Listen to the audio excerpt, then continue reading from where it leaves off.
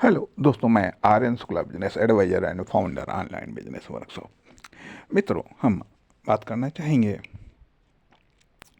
अब हम आपको पिछले भाग से जोड़ रहे हैं और जिसमें हमने बात की थी कि सफलता के लिए, सक्सेस के लिए आपको मार्केट अर्थात मार्केट में आना ही पड़ेगा, अर्थात समाज में आना ही पड़ेगा।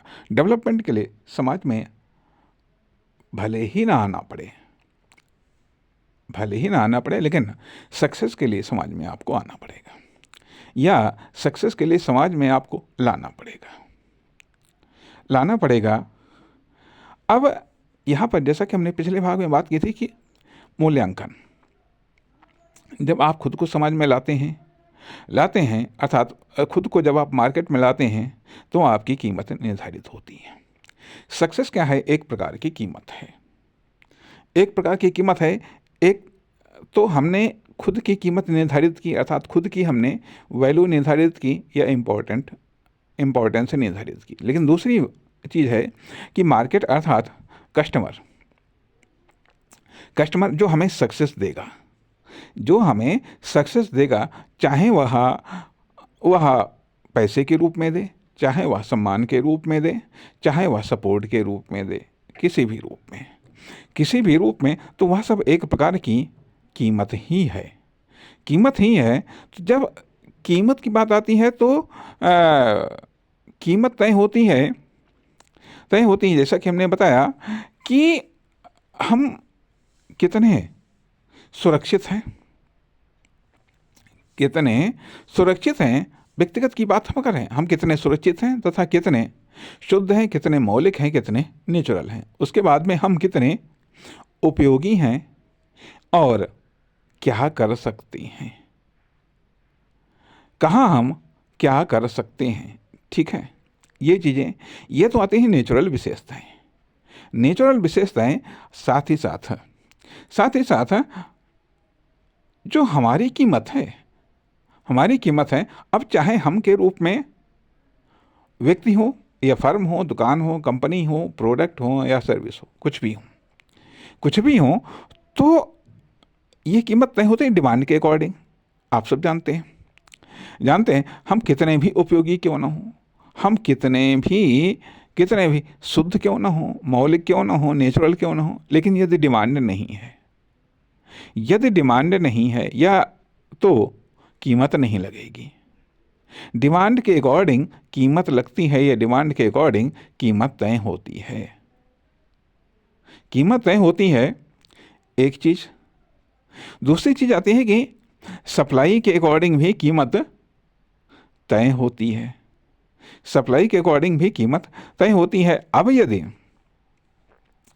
सप्लाई के अकॉर्डिंग कीमत की तय करने की बात करें तो हम ये पाते हैं कि लगभग आधी दुनिया पुरुषों से भरी हुई है, आधी दुनिया लगभग महिलाओं से भरी हुई है। अर्थात मान लिया यदि दुनिया की 7 अरब की आबादी हम मान लें तो लगभग 3.5 अरब पुरुष होंगे, लगभग 3.5 अरब महिलाएं होंगी। ठीक है, अब यदि मान लिया आप पुरुष हैं तो आप 3.5 अरब में शामिल हैं, महिलाएं हैं तो भी आप 3.5 अरब में शामिल हैं। तो जब इतनी बड़ी सप्लाई है तो स्वाभाविक बात है, केवल पुरुष होने के नाते या केवल महिला होने के नाते आपकी वैल्यू या इम्पोर्टेंस या डिमांड नहीं हो सकती है। लेकिन हाँ, यदि ये कहा जाए कि ये 2 सेक्टर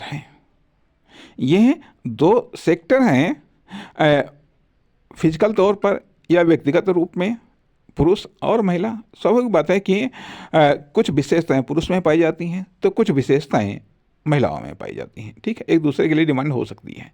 लेकिन सवाल ये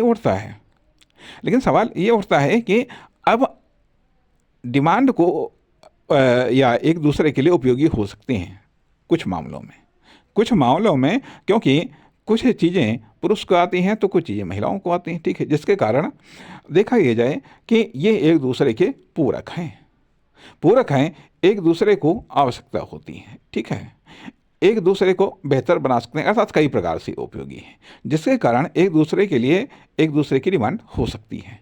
लेकिन लेकिन पुरुष की पुरुषों में डिमांड या महिला की महिलाओं में डिमांड के लिए फिर अब अन्य चीज़ें निर्भर करती हैं।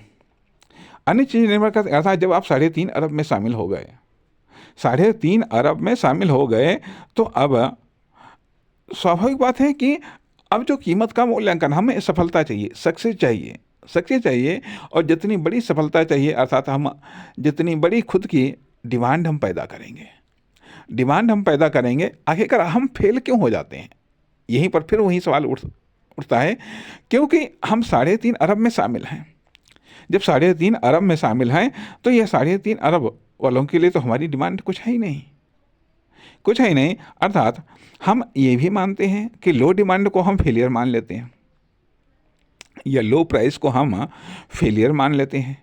इसलिए मान लेते हैं कि उससे हमारी कॉस्ट नहीं निकल रही, हमारी जो नेचुरल कास्ट है वो नहीं निकल रही है, हमारी जो लिविंग कास्ट है वो नहीं निकल रही है।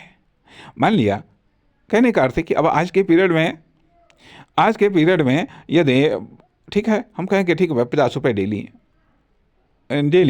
ये काम है, 50 रुपये हम आपको डेली देंगे, जबकि साधारण तौर पर 350-400 रुपये चल रहा जा करके।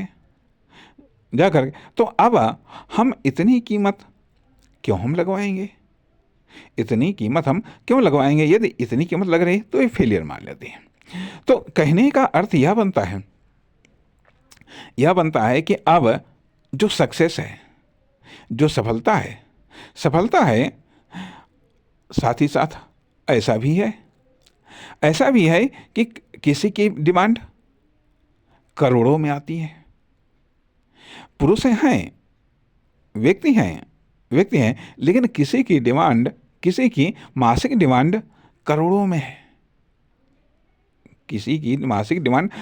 अर्थात जिसका किसी की मेहनत या किसी के कार्य या किसी की उपयोगिता का प्राइस करोड़ों में महीने है, और कोई ऐसा है जिसकी कोई कीमत ही नहीं लगाना चाहता है, जिसकी कोई सेवाएं ही नहीं लेना चाहता। आखिरकार क्यों? तो यह एक प्रकार का फेलियर हो सकता है।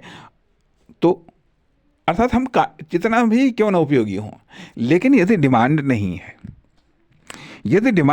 है, यह मान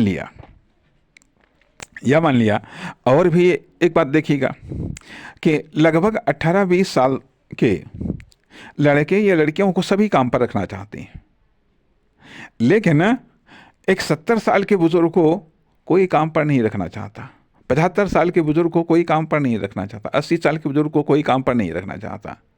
गवर्नमेंट भी 60 साल के बाद में काम पर नहीं रखना चाहती, कहती रिटायर करो। तो क्यों आखिरकार? तो अर्थात जब आपको मालूम है कि एक एज के बाद में कोई कीमत नहीं रह जाती है, कोई डिमांड नहीं रह जाती,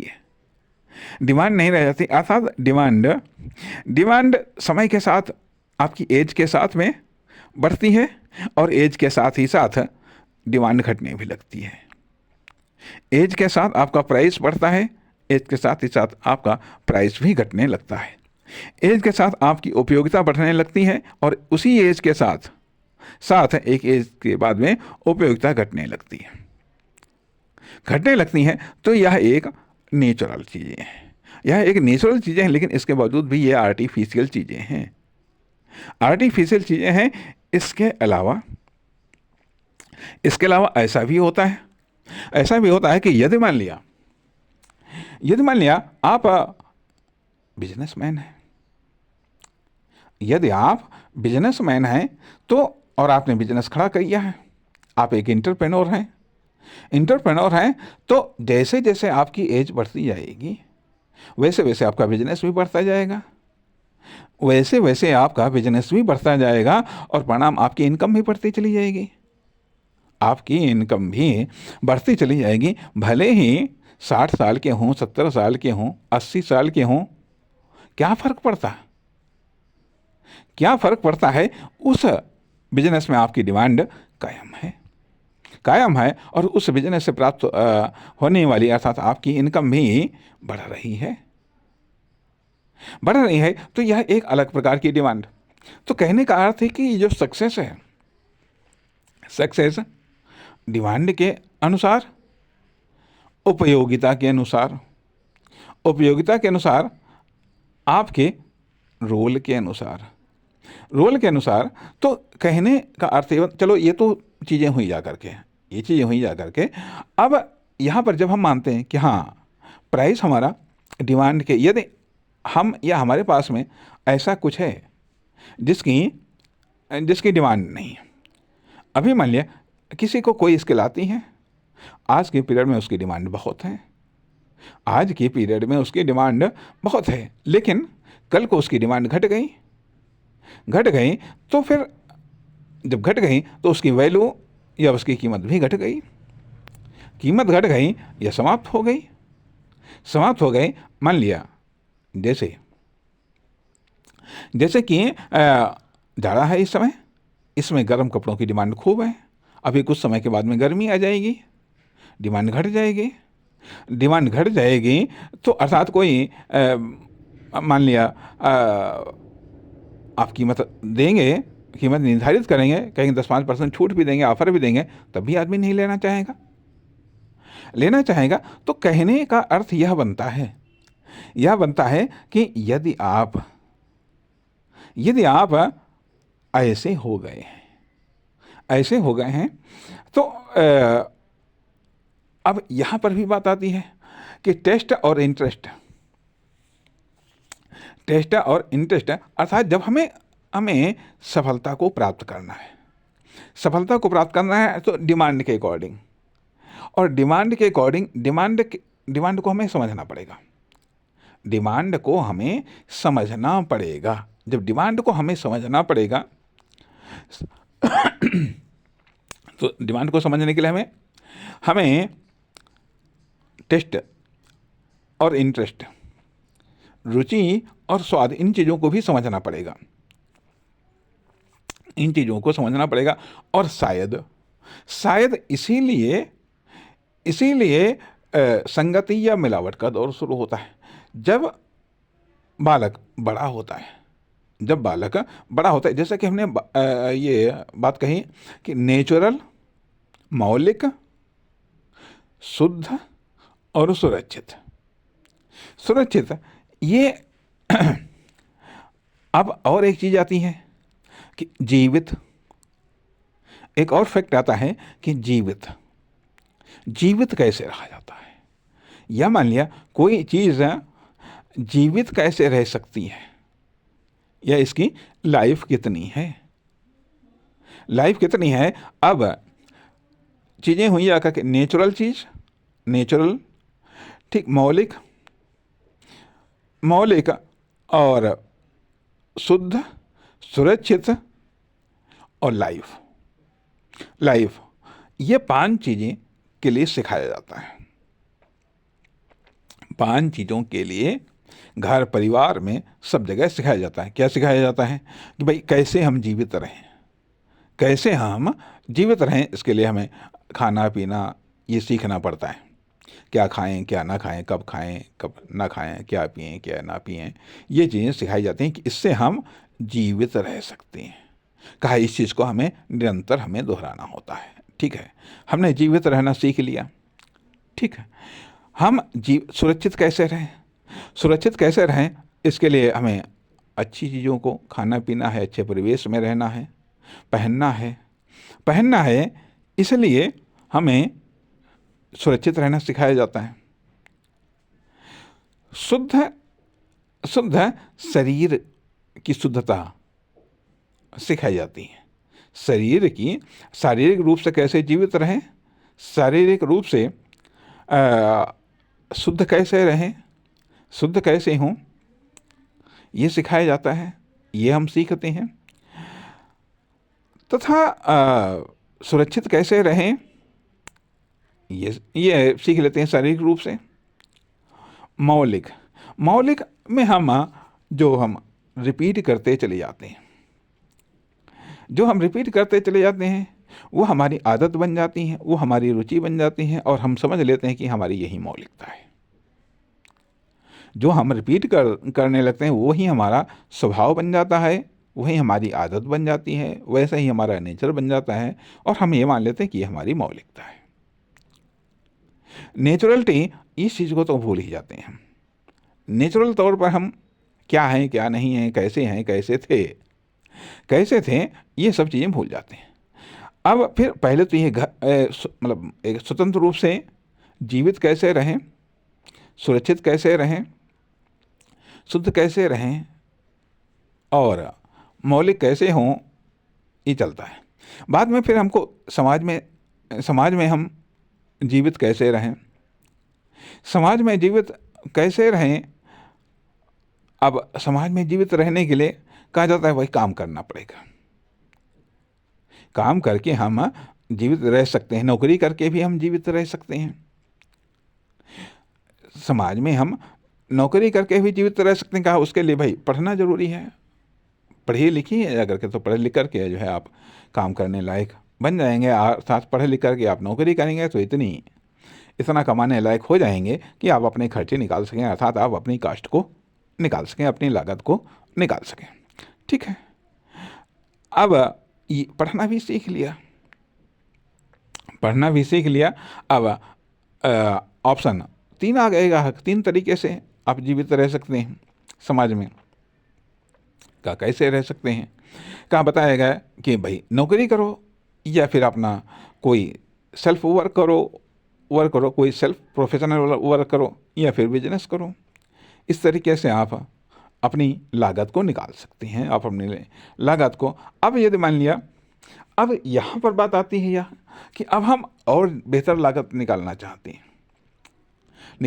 अर्थात जो हम कर सकते हैं क्या बस इतना ही हम बेहतर कर सकते हैं या हम इससे भी बेहतर कर सकते हैं, या फिर जब हम अपनी लागत को भी नहीं निकाल पाते हैं। यह समस्या तब आती है जब हम अपनी लागत को भी नहीं निकाल पाते हैं, एक समस्या। दूसरी समस्या ये आती है कि जब हम जो लागत हमारी निकल रही है, जब हम उससे ज़्यादा निकालना चाहते हैं, उसको नहीं निकाल पाते हैं, तो ये समस्या आती है, तो ये समस्या बन जाती है। अब इस समस्या का समाधान खोजने का प्रयास करते हैं।